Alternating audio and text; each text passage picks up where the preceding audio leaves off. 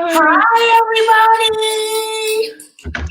This is Penda James, and I am so excited to be here tonight to talk to my friend Diana. But we started an argument before we started talking. It is unresolved. We're talking about making room, and she doesn't want to make room for herself. So yeah, I'm just really frustrated. But let me just tell you about Diana. I think if you know her, she needs no explanation. You just know that whatever you need, she's gonna make sure that you are covered. If you have an event, if you're out there operating in your greatness and doing what God told you to do with your gifts, and you have Diana in the room, you're never ever gonna feel like anything is going to be falling to the wayside, because Diana's going to be running around in her heels and her blazer with her scarf, making sure that it's all taken care of. So out of control. She is a dear friend of mine, and I want to introduce my friends to my friends, and that's the purpose of the Resilience Project. So if you're new to me, I am a scribe coach. I help people to execute their goals, get unstuck, and inscribe their legacy. So thank you, Diana, for joining me today. No need to be nervous. We're just chatting with each other like we normally do, where you fuss at me and I fuss at you, and we sharpen each other's iron in the process. Indeed, so indeed. Our viewers to know about you that I did not share? No. Make room. Is there something that you want your viewers to know about you that I did not share? So you just want me to start talking about make room, or? I didn't actually ask you about make room. I asked you, what do you want the people to know about you that I didn't tell them? How about you're a mom, you have 2 wonderful sons. So out of control. I am a mother of 2 grown sons. And one is currently active in the military. So please keep him lifted in prayer. I am an entrepreneur. I own my own company. I have been full-time self-employed since 2017. Prior to that, I worked for UPMC for 10 years. And then prior to that, I was a legal secretary for 12. And so I have a lot of administrative experience. And that's kind of what I do. Helps. The gift of helps. The gift of administration is just who I am. I enjoy helping people accomplish what they need to accomplish without being overwhelmed with the details. I enjoy making sure, things go according to the vision of the visionary. That's it. It's not it, but thank you for pushing yourself to share that part. So I just need our viewers to know that I'm working with Diana on a project, and there was 2 words that I read, and it illuminated and everything in my life started to change. And those 2 words were make room. So once I started to do these chats with my friends, I was like, this is what I need Diana to talk to us about. So what to you does the phrase make room mean? Well, originally it came because I was having memory issues. Well, I thought I was having memory issues. And my grandmother had passed with dementia, and I became a little antsy around, well, maybe I'm having pre-symptomatic types of things with my memory. I could not hold on to things like I used to. And so it began to bother me. I began to pray about it. And that's when God told me basically that I didn't have room. And I was like, what does that even mean? Like, what does your memory have to do with room? And he just began to show me how I hold on to stuff, and how as what related to my memory, I would hold on to things that had happened to me, things that didn't yet make sense, things that I still had questions about, things that I still was trying to figure out. And so they were taking up space in my mind that wasn't supposed to be there. And as a result, I couldn't retain new information because I hadn't let go of the old. And that started as this domino effect, if you would say, about just making room and having not being able to obtain the things that God wanted me to have because I would not release what he never meant for me to hold on into the first place. So it kind of started with physical things like, you know, for instance, like I said, my kids are grown. I still have toys of theirs. Why? Because I plan on passing them down to my grandkids, or because I just never threw them away or gave them away. And so it started with stuff. And then God began to really speak to me about making room and how it's not about him saying no to us or even wait. It's about the fact that I can only speak for myself right now. I didn't do what was necessary for him to grant me the things that I was asking for because I didn't have any room for it. So if I'm asking for, a new car or even just something minor, peace. Well, if I want peace to come into my life, I have to let go of anger. I have to let go of resentment. I have to let go of revenge. I have to let go of sadness. I have to let go of these things so that peace can come.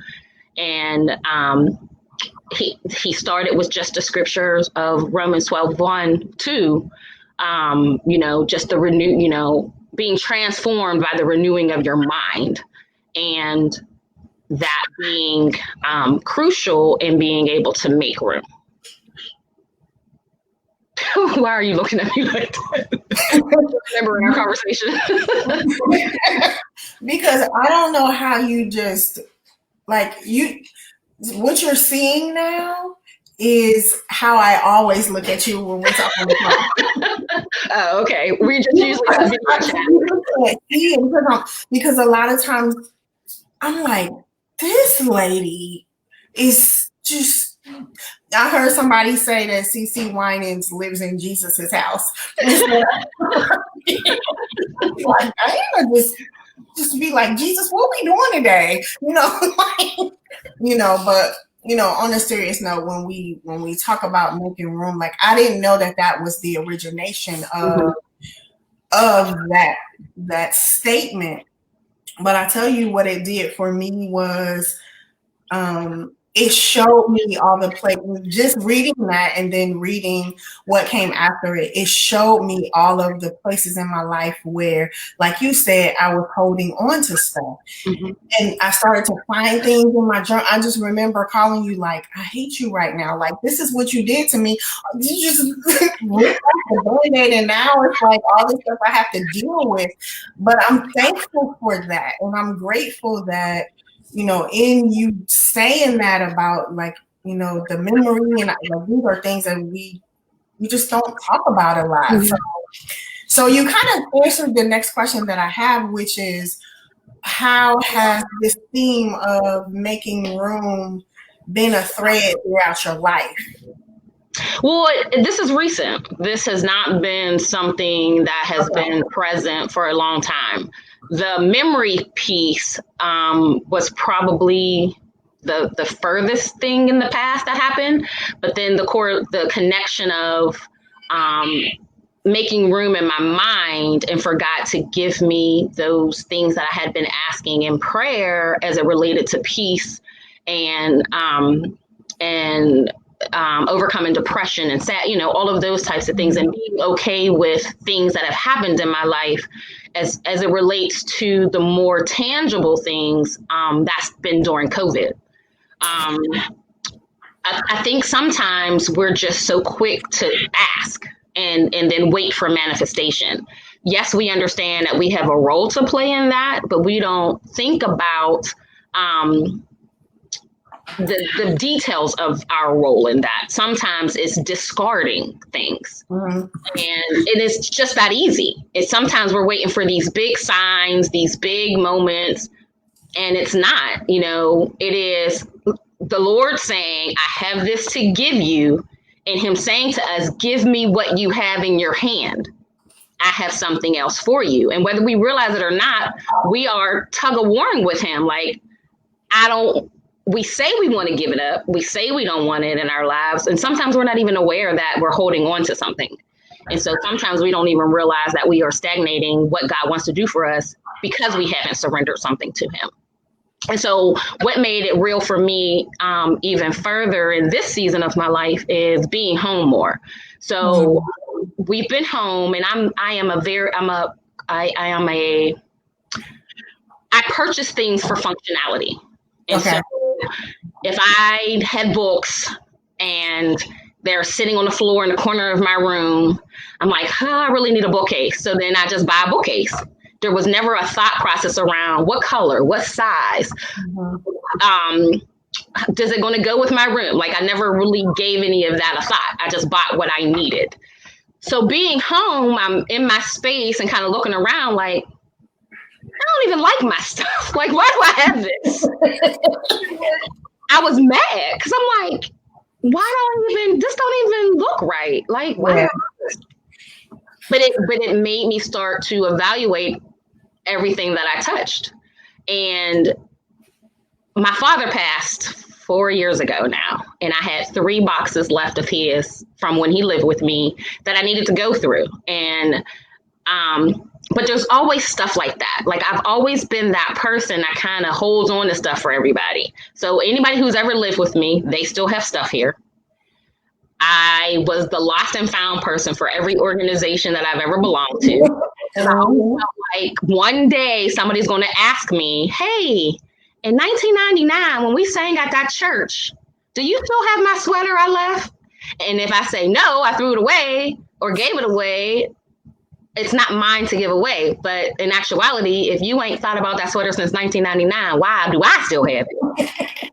So it was very tangible things. And those are real stories. I threw a bag away last week from an event we did at least 10 years ago. And it had hair gel, brushes, stuff people left in dressing rooms. Like, why? Why? Because I have a problem with letting go, getting rid of, and answering the question of, no, I'm sorry, I don't have it anymore. Because for whatever reason, I felt like it was my responsibility to hold on to it. And I think there's a lot of us like that out there. It may not be lost and found items, but because you were so hurt and because that person did whatever to you and you never got an apology, or because you never understood the why, you won't let it go. And because you won't let it go, God can't give you peace. And so at the end of the day is you have to make room to get the things that you want and that God wants for you. And sometimes the only thing that's holding it up is the fact that we haven't cleared out space to receive it. Okay, I'm laughing internally because I think sometimes I take this to the extreme. So I walk around the house and I'm like, oh, we haven't used this cup for 6 months. I'm about to throw it away. And then somebody will come back like, why are you throwing my cup away? But I'm always thinking about what I can get rid of to make room for something else. But do you ever feel like if I get rid of something, whether it's this mental thought that I'm thinking about or some spiritual principle, that it's never going to be replaced? I think that's the fear that we have, and that's why we don't get rid of stuff. Because there's a thought process behind something is better than nothing.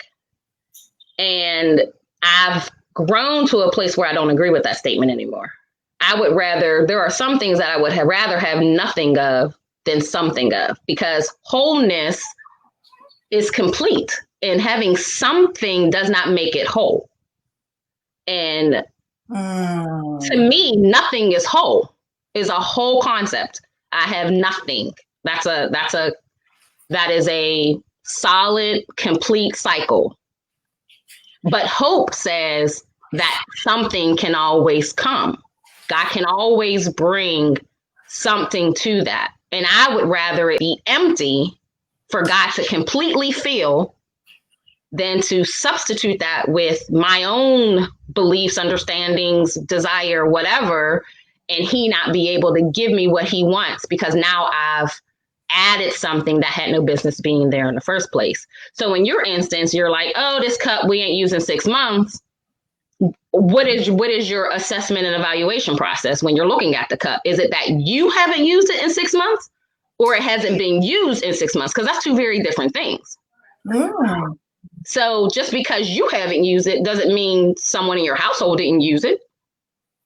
So it's an assessment, everything. So my goal through this time has been to touch everything in my house and ask myself that very question. Not just when have you used it and what purpose does it serve, but if it's meaningful, then what does it mean? And then place it. Everything should have a place. And that's the same thing with every one of my emotions, every one of my everything. It has to have a place because I recognize that for many years of my life, things came later, things were delayed. I may have missed some stuff because of holding on to things God never intended for me to hold on to. And I recognize that. Yeah, that's good right there. Sometimes we do hold on to things that God never intended for us to hold on to. No, some things are supposed to serve as lessons and to give you wisdom and a point of reference. Like there's so many, and yes, it hurt. Yes, it was bad. All of those things that were not. And I think for women, it's hard for us not to understand the why of stuff and to not get the apology of what was done to us. Because we want closure. And we want closure, right? And so you keep stuff open until it's closed. Well, some stuff we just gotta walk up and slam the door and just be like, I don't know why. I don't know why, but God, first of all, it's open, so any and everything is coming through. And second, if I don't simply do what's necessary, I can never receive and experience the manifestation of what God truly wants for my life. He never intended for us to stay stuck. So this is exactly what happened when I read those 2 words on that paper. And when I saw make room, it was as if God himself spoke to me. And I started to pay attention to things. Like I hear you saying I'm intentional about everything that I touch in my life. And I'm intentional to ask God, does this belong with me? Do I need to keep it? That's exactly what happened to me. And it's like, Diana. But now, today, talking to you and understanding that there's so much more depth to it. Because if it started with thinking about losing your memory, then you begin to approach it like, okay, I got to make room. You're approaching it from a different place. But then when God steps in and shows you, no, this is a spiritual principle, it changes everything. Everything. And God deals with me very practical. I hear God in a very practical sense. And so for me, it was just like, seriously, like I did this already. Like, what else? How many times do you want me to look at this one thing? And it just kept peeling back layers and peeling back layers. And sometimes you feel like, like, no, I dealt with that already. And you may have dealt with one aspect of that thing, but you didn't deal with this other side of it. And we are not flat. Nothing about us is flat. And so, yeah, you picked it up and looked at the front, but did you turn it over? Did you look at the side? And all of those things matter. And that is one of the things that I've really been realizing is that, yes, I dealt with it face on, but I didn't turn it over. There was other sides to it that still needed to be dealt with. And, one of the major things that I think I learned pretty quickly was that, the opposite of something isn't always what we think. So a lot of people think the opposite of love is hate, and it's not. It takes just as much energy and passion to hate somebody as it does to love somebody. So that's not it. The opposite is indifference, where it doesn't affect you at all. And so if something affects you, you are not over it. I don't care what it is. And you could say that you're healed. You could say that you're forgiven. You forgave that person. You could say as much as you want. But if it still affects you, there's some piece of it that you haven't dealt with. And I'm not saying that you won't have your moments of like remembering it as a source of history. But when I look at my scars, they don't hurt. I remember what caused it and I can remember the pain of it. But in this moment, it doesn't hurt. And I think, but that process is hard. I mean, I'm not saying that this is easy at all. Making room is hard. Making room is hard. It's you. Nobody can help you make room. I can't be like, come get this and take it. You can't take my anger. You can't take my sadness. You can't take my anxiety. I have to physically move it out of the way to let something else come in. So I want to tell you, you do have some people who are commenting and, you know, people are saying, that's good. We got to let go. Kiki says, speak. Latifa says, the layers of life. And Belinda Richardson said, that's good. Chantel said, truth. You know, you are speaking a lot of truth, which is why I love this talking to you. One of my favorite things is sitting with you eating pizza, which I'm not supposed to eat anyway. But there's just this favorite pizza place that we have. And I just love sitting with you eating pizza and just laughing and unpacking things of life like we are right now. I want to let you know that recently I was going through some of my old blog posts because we're coming up onto now November. Mm-hmm. Wasn't one of the questions that I had prepared, but as I'm listening to you talk and you talked about your dad, you know, our parents passed within a year of each other, my mom and your dad.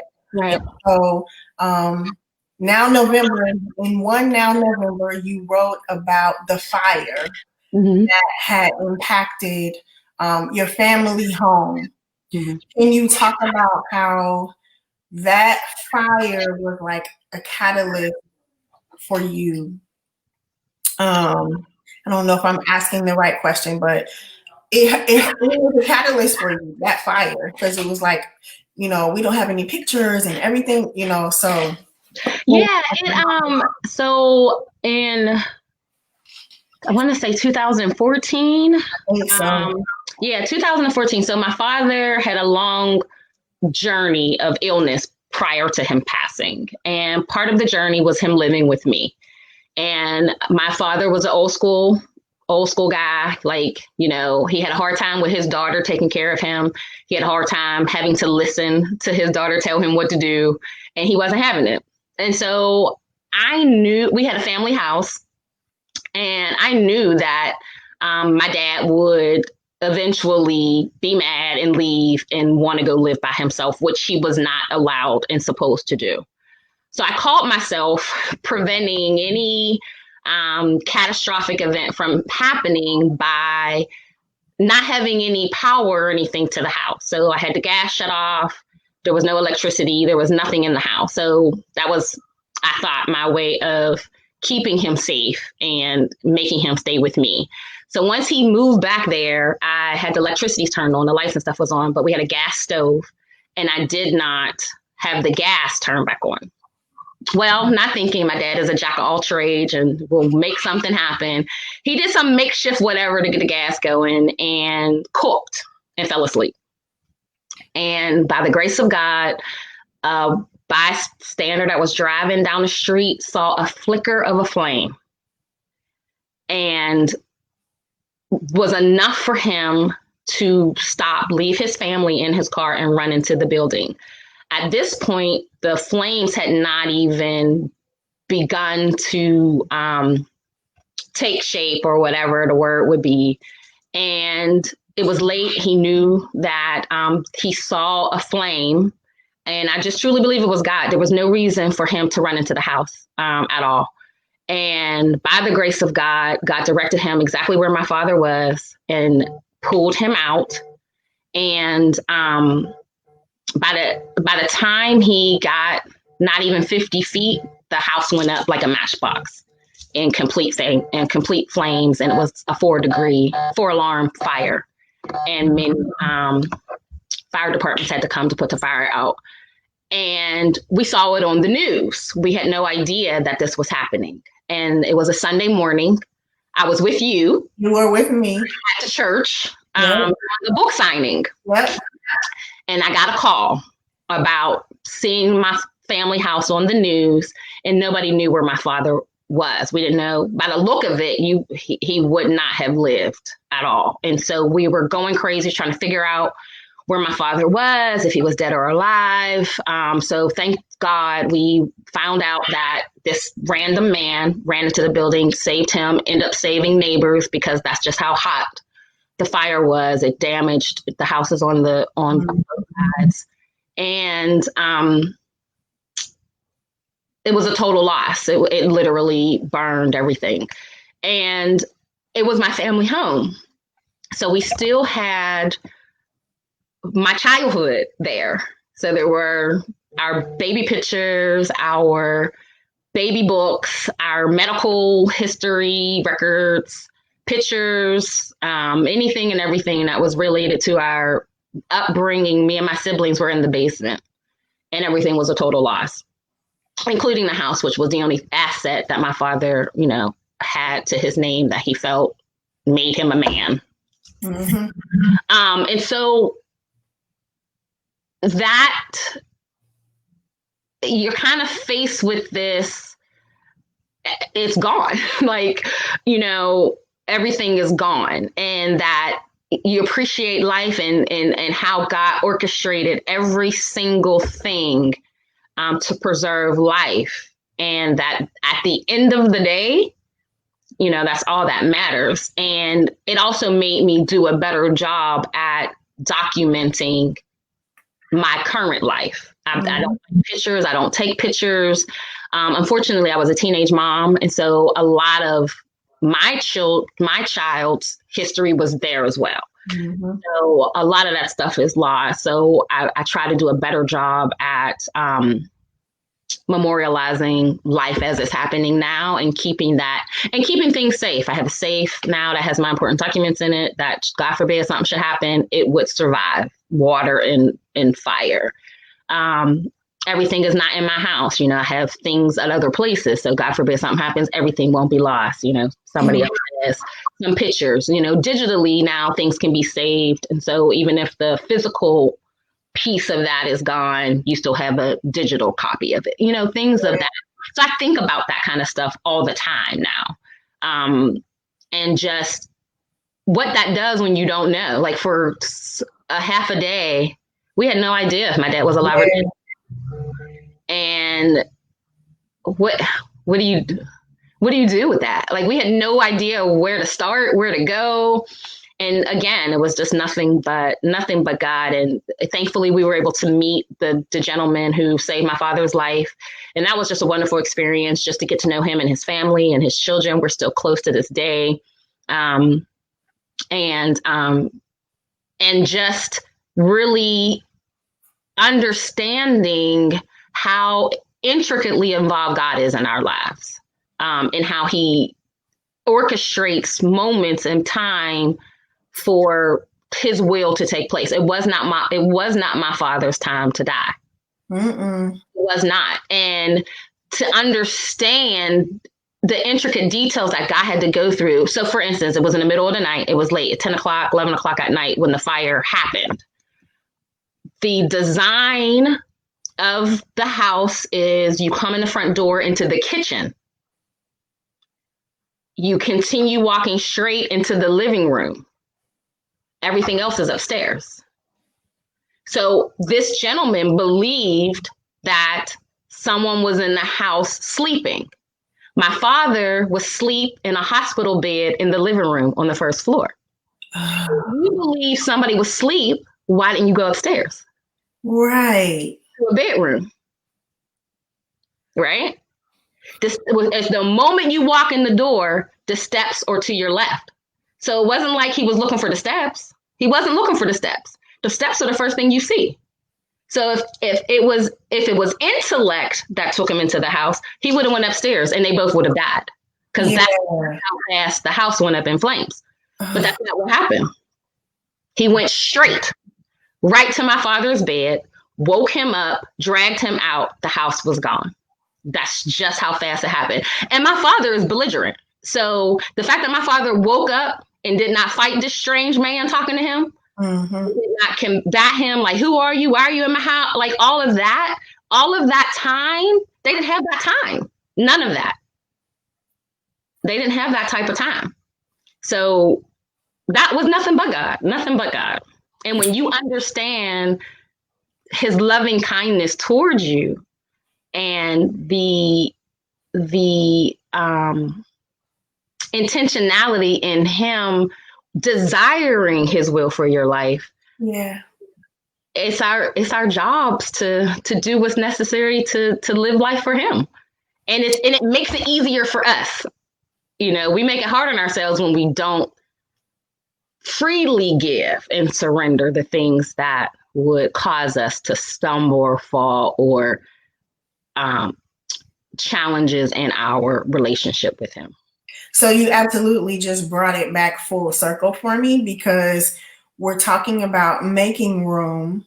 And then I see this beautiful blog post that you write. There's a picture of it. I'll try to maybe put a link to it so people can read it, but there's a picture of the house. And I remember, you know, that moment on that Sunday when like the world just stopped and we were in the middle of like people talking to us and like the world just stopped. There's a fire. I gotta go. And I'm like, okay, just let me know what's happening, you know, and my heart is racing and I'm like, that's my friend, her dad. Oh my God. Right, you know, right. I'm like being pulled in all these different directions. But you brought it back full circle. Making room is really all about trusting that God has a plan for us. Absolutely.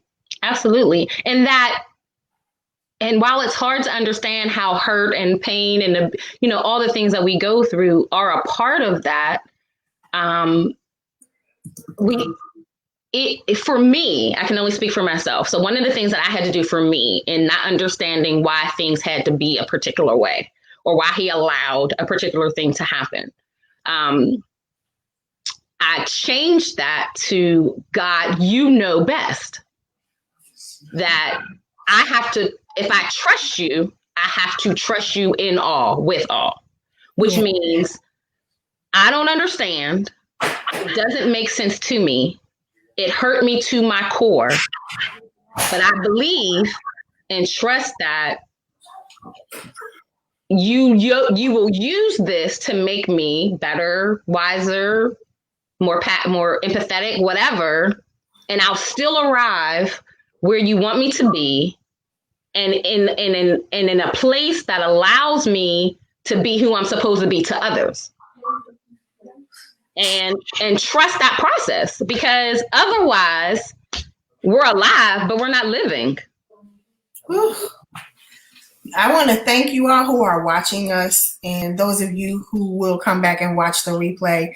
This has been an amazing, amazing conversation. And if you don't have your journal, you need to go get it and you need to write this declaration: I make room.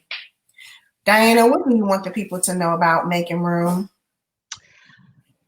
What I want you to know is it's not easy. It is hard work, but you are worth it. Nobody's going to do it for you. And God wants you to live abundant life. And part of that is surrendering what we've learned to some degree, unlearning it and allowing God to give us what we've been asking for and what he wants for us anyway. And commit yourself to doing the work. Commit yourself to making room for the more that God wants to give you. If anyone came up to you and was like, I want you to leave your apartment and come move into a house, you'd be like, I'm on it. And so if God is saying to you, empty out this room so I can bring in, why not? So that makes me think about Proverbs 3, 5, 6, and 7. Trust in the Lord with all your heart and lean not to your own understanding. In all your ways, acknowledge him and he will direct your paths. Be not wise in your own eyes. Fear God and depart from evil. So if you trust him and don't have your own expectations applied to that trust, that's how you make room. Absolutely. Because we keep God in a box, and sometimes, we're like, oh yeah, God, any way you bless me, the sky's the limit, take the limits off. And we say all of these things, but then when God shows up in a different way than we expected, it's not God. And not in your mind anyway. If he shows up in a fire that destroys your house, we're like, that can't be God. God would never. Well, why not? There is nothing God won't use to get to you. Nothing that God won't use to make you understand how much he loves you and how much you mean to him. And nothing is off limits to him. And if it doesn't exist, he'll create it. And because he loves us, he pursues us. Absolutely. And I love that. I'm so grateful that so many times when I've been like, I'm done, Ladina and I talked the other day and I was like, nope, aborting it. I'm not doing it. He always brings it back. Like, would you like to try again? Right. And it may not be the same way, but you'll keep stumbling upon the same thing. And it's like, but I made a left and how did I still end up here? Because that's where you're supposed to be. Like, where are you supposed to be? Where you're supposed to be. So for me, I'm a type of person is I don't want to waste time. So my thing is, God, let me get what I'm supposed to get the first time go round. If it's for me, if it's for somebody else, let them get it. Cause I don't want to keep doing this. I don't want to keep being here. Like, let me get it. And that's from years of constantly, doing this merry-go-round of like, oh, what am I missing? And for me, the biggest thing was this whole capacity thing. It's not about a loss. It's about no room. Make room. Dump out the cup and let him fill it back up. Well, because of you, I'm making room. Those two words on that paper just illuminated me like a major spotlight on a Saturday football game. And God was like, make room. And now look at me. Like, all these chats and all this stuff is now happening because I surrendered some of the things that I've been holding on to, like fear and frustration and apprehension and all these things. And you landed a place you wanted to be and didn't know how to get there. And so because you opened yourself up to make room, this other thing that you've been trying to get to happen happened more naturally and organically because he wanted to give to you. Some things we're not meant to necessarily work for. When we work on ourselves, other things come. And some things have been elusive because we're doing the work in the wrong area. You're chasing the thing instead of making room for that thing to come to you. That's good. I love you so much, Diana. Thank you. Thank you for having me. Hopefully somebody was blessed as a result. And well, you just have to come back and read all the comments. There's some comments in here, and other people will probably come back and watch the replay. So thank you all for joining us live, and those of you who will watch the replay. These are the conversations that we have in real life. Absolutely. This is not made up. This is our real sisterhood, real relationship. So thank you. I love you all. Absolutely. Thank you. Thank you, everyone.